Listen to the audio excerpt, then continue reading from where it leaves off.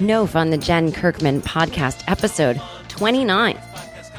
And I am still sick, but I am finding this 1 hour window where I have just shoved my face with meds and remedies so that I don't sound like Rudolph or like I am dripping with snot. So here we go. Let's enjoy this hour. I'm sure we'll sound progressively worse as it goes on. Maybe not. Why do I have to be so negative? Anyway, thanks for being here. Sorry there was new episode last week. I pride myself on being one of the only podcasters that you listen to that has new episodes over the holidays. How do you know what I listen to? I don't, but I just thought that would sound nice. Anyway, but my hubris got the best of me and I got sick. That's not why I got sick. I think I got sick because there are germs. There are germs and people get sick. I don't think there's a punishing God out there who's like, oh, she's bragging about a new episode. I'm gonna strike her down with a postnasal drip and a sore throat. Anyway, thanks for being here. As you all know, this is the free version of the podcast with advertisements, and you can join the Patreon for the full 1 hour to 90 minutes, depending on how long I talk that week, but it's anywhere from 60 to 90 minutes. Full version, ad-free of the episode at $3 a month, $4 or $5 a month. The more you pay, the more episodes per month you get, and you can join Patreon for 1 year and get a 10% discount for doing so. All of the information is below in the show notes if you just click where it says Patreon. All right, let's read a listener review. Now, I'm getting trolled by people who hate the podcast. Oh, they hate me. They hate the podcast. They give it 1 star. They try to drag the rating down. I get knocked down, but I get up again. And you know what? There's bad faith listeners out there. And here's one 1 star, complaining about crime victims. Because see, every week I read my ridiculous ex-neighbors. I read their antics on the Nextdoor app. And there was a woman complaining about a very harmless drunk guy that was taking a plastic crate and banging it into her front door. And she lives in a big, huge mansion and everybody's fine. Not that like being in a mansion means that you can't have crime happen. It means that's not what I mean. That like, you know, oh, well, you live in a mansion, then crime doesn't hurt you. Oh, you can't get murdered. You live in a mansion. That's not what I mean. I'm just saying this. I was not punching down. I was punching up. I was saying these white people with the app, they are so, every little thing freaks them out. I mean, yeah, it would freak me out to see on my security camera. I'd also freak me out that I sat around watching my security camera in my spare time. I don't have a security camera, but again, I don't live in a home. I live in a apartment building. But anyway, we all get what I'm reading the Nextdoor app for. It's all of the comments that people make and how crazy everyone gets about everything. I mean, every once in a while, there's just going to be a drunk person on your porch. Like there just is, you know, in a very heavily populated, like city suburban area, like the Valley in Los Angeles. It's going to happen. So that's what we were dealing with. We weren't dealing with someone getting attacked. We weren't dealing with a hate crime. Anyway, so somebody writes, today you made fun of women who were being threatened in their homes by strange men. No, I actually wasn't. You are bad faithing it. Yet up until now, you've complained for years about threatening Bernie bros and successful straight male comedians. I have to put that in there. I'm also a successful straight male comedian. Yeah, Bernie bros did threaten me physically on the road. That is different. Someone coming up in my space and trying to physically assault me or trying to call death threats into my show where I had to get security. That's different than me making fun of the way people that were not the victim were freaking out on the Nextdoor app. You also said people on Nextdoor who don't want their doors broken down by junkies are too... I'm not going to finish reading this review. It's literally a person in hysterics, does not understand a basic podcast, does not understand humor, has a grudge against me for being attacked by Bernie bros 5 years ago. I mean, I don't know why you're mad at me. You should be mad at them. I guess because I call them Bernie bros. That is more egregious than young men getting so riled up by a geriatric politician that they want to harm someone. Like they want to harm a comedian who's as liberal as a goose, but they think somehow she's not because she votes for the candidate that was actually elected as the nominee. I don't know. There's a lot of derangement out there. And yes, I do complain about straight male comedians. They could be successful or unsuccessful, but if they are rapists, I have a problem with that. But apparently, again, me talking about it, worse than raping. I understand. See, I see you, person who wrote that review, and you need therapy. Okay, now, a lot of haters out there. Fuck the haters. That hurt my throat. A lot of people out there will listen to this podcast and give it 1 star. That's like the new trolling thing to do to Jen. So if you want to give the show 5 stars and you can do so on Apple, iTunes, whatever, go ahead. I would love it. If you don't use Apple, iTunes, whatever, don't do it. Don't stress it. Don't think another minute about it. If you've already left a review, you did it. You don't have to do it again. You don't have to refresh it. It's all good. I get a lot of questions whenever I say leave a review. What about this? Guys, I'm not IT. I'm not even ET. I'm just saying, if you can leave a review, do it. If you have any questions about how, you gotta just not leave it. I don't know. Don't ask me. But I am so grateful for those of you who have written them. I am not taking names of people who haven't, so nobody's in trouble. But I will read some of the good ones because let's all feel good about what we do here. 5 stars, funny and relatable. This is my favorite podcast by far. I both laugh out loud and deeply relate to Jen's struggles over finding the perfect day planner and her observations about things like Gen Zers who work at Starbucks and don't know what black coffee is. I cringe and die a little inside along with her every time a store clerk asks, "How's your day going so far? Any special plans this weekend?" I thought I was a jerk for getting annoyed at such things, but Jen makes it seem okay. Hi, I'm stand-up comedian and sex symbol Tig Notaro. And I'm actor and writer Cheryl Hines. Before Cheryl and I got into the big business of podcasting together, we were just simply friends. And we're still friends. But now we talk about a different documentary every week on our podcast, Tig and Cheryl, True Story. We've covered everything from true crime to Britney Spears to My Octopus Teacher. I'm just laughing because my octopus teacher was crazy. I found it more interesting that his son now had a stepmother, and it was an octopus. We also, Cheryl, tell stories, go on tangents, and generally make our sides hurt laughing at each other. So whether you love documentaries or just want to hear us slowly lose our minds, check out Tig and Cheryl, True Story, wherever you get your podcasts. All right, cool. One more good review here. 5-star complaining. Complain more and I'll consider changing my rating to 6 stars. Jen blocked me on Twitter. Well, I did, and I have no idea why. But where is the 6-star rating? Because a promise is a promise. I actually, I don't remember your name on Twitter, but I remember interacting with you, and it was totally lovely. And if I blocked you, complete mistake. I may have been blocking someone that jumped into our thread and blocked you instead. So if you want to send me an email to nofunpodcast@jenkirkman.com, tell me what your Twitter handle is. I'll unblock you. I mean, I'm barely on Twitter anymore anyway, now that it is Elon Musk's Nazi website. Anyway.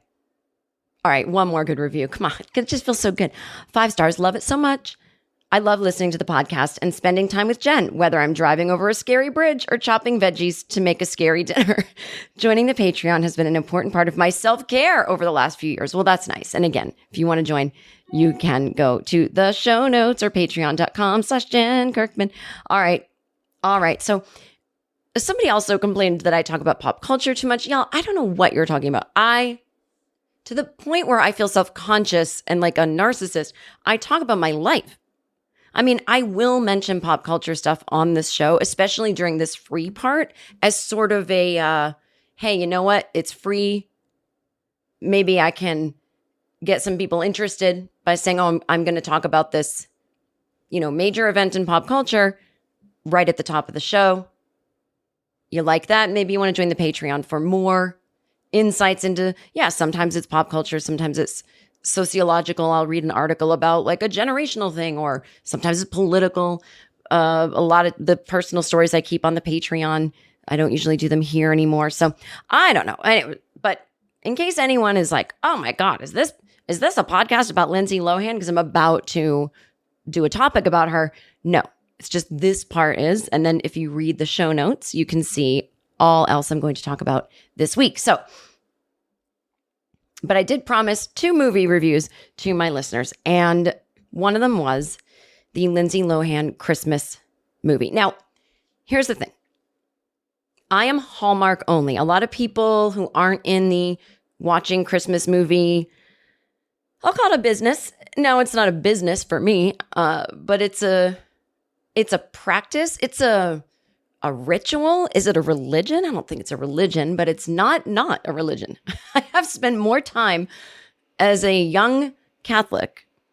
Well, I have spent less time as a young Catholic going to church on Advent and Christmas and Christmas Eve or whatever than I have spent watching Hallmark movies every year. There are usually now 40 new premieres every year, Hallmark Christmas movies between, it's usually October 31st through December 17th. I will watch all 40. Okay. Now you might say, Jen, I'm offended. I'm religious and I'm offended that you have spent less time in church than you have watching these Hallmark movies in a season. Well, Jesus spent 40 days in the desert. What do you think he was doing? Just sitting there? He was watching Hallmark movies. 40 days, 40 movies. You do the math. Do I have to interpret the Bible for all of you all the time? Hold your hands through it. Anyway, so I'm Hallmark exclusive. It is what it is. It's a vibe. It's a thing. It's my thing.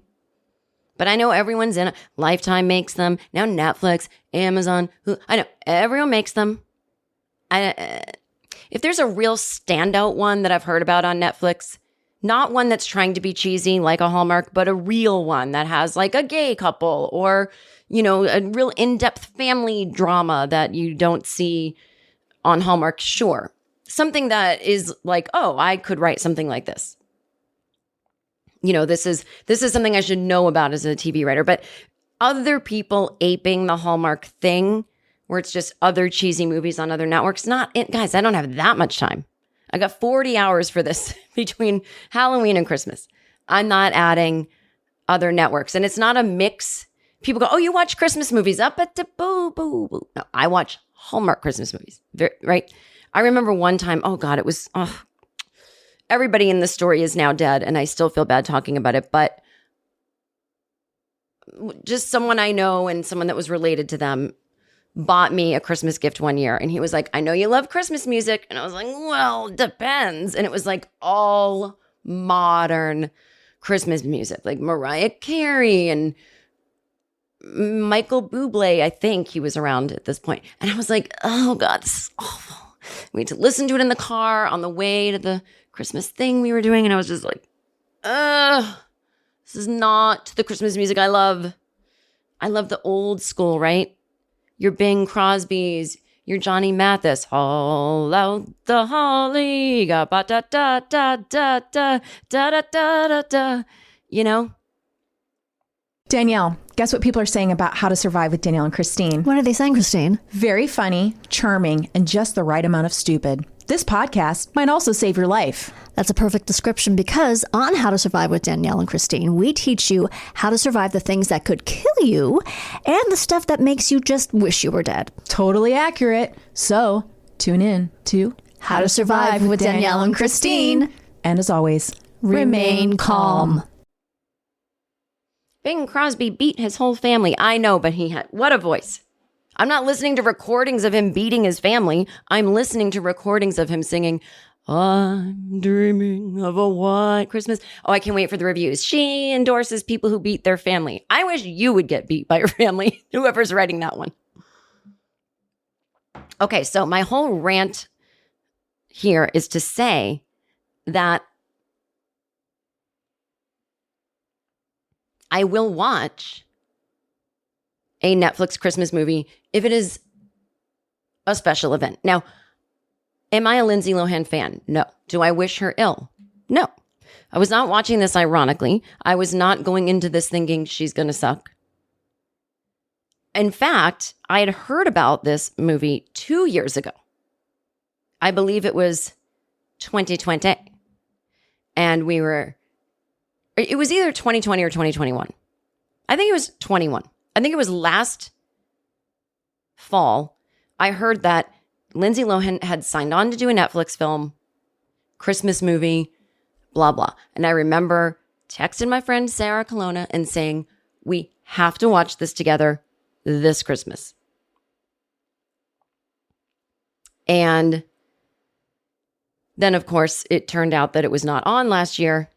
And when I found out, it's not premiering until a year and a half from now, we were sorely disappointed because we watched together when Lindsay Lohan played Elizabeth Taylor in whatever made-for-TV movie that was back at my old apartment in Los Angeles, probably back in like 2012 or something like that. And I would say back then we probably did watch that, ironically, because we were both writing on Chelsea Lately, and I think we would have watched it anyway, but I think we also were watching it for the purposes of talking about it at work or something. But we almost delighted in just how not good it was. But this was not going to be that. This was going to be, the girl's been gone for a while, living in Saudi Arabia, whatever, married some billionaire. I'm sure it's all on the up and up. I'm sure he's making his money in a wonderful way. And, we haven't heard any reports of her ODing, crashing cars. Maybe that's behind her. Maybe it's not. Maybe there's some kind of middle ground. I don't know. But in other words, there's no better ramp up to a comeback. There's no better first step in a comeback these days than starring in a Christmas movie, especially a Netflix one, because they've got more money than Hallmark. They have a better budget. When you have a better budget, then you can have better filming location. You have more time for editing. Your green screen usually is better. Every single thing, right, is affected by the budget. And even if you're someone who watches TV and movies with a very rudimentary knowledge of behind the scenes stuff or editing and this and that, you notice when something is big budget or low budget.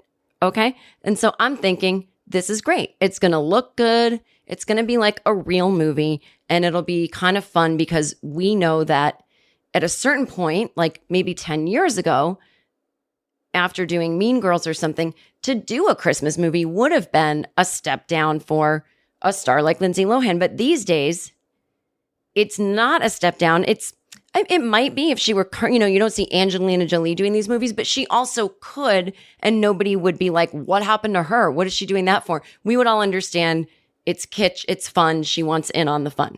And so weirdly, if you haven't had a career in a while, doing a Christmas movie, I think for any network, but especially for Netflix, does not look like, oh boy, how far they've fallen. It looks like, again, like I said, it could be like a really cool thing that you've deigned to do, or a cool step on your ladder to your comeback. So I'm not going to say I had high hopes for this movie, but I had hopes. I want to just set the table that I neither went into it looking to hate anything, and I didn't go into it with such high hopes that it couldn't be matched. I want to say I went into it mostly neutral, expecting better, and I was let down. And I now will fully give my opinion about why we need to stop. We need to stop trying to make Lindsay Lohan a thing. And I don't know, I think, isn't that something from Mean Girls? See, I'm too old for Mean Girls. I'm Heather's. You know what I mean? Mean Girls, I've seen it. I don't like it. I didn't have that kind of thing growing up. Like, I wasn't friends with mean people, so I just had my girlfriends. And then there were mean people, and I was like, yeah, they can suck a dick. So, I liked Heather's, which I thought was more kind of like a bigger commentary about other things. But okay, whatever. So it's not either or. But anyway, my point is, I have some strong opinions, but you can hear them on my Patreon, which we are going to go to right now. I will see you all over there. And if not, then I will see you all next week.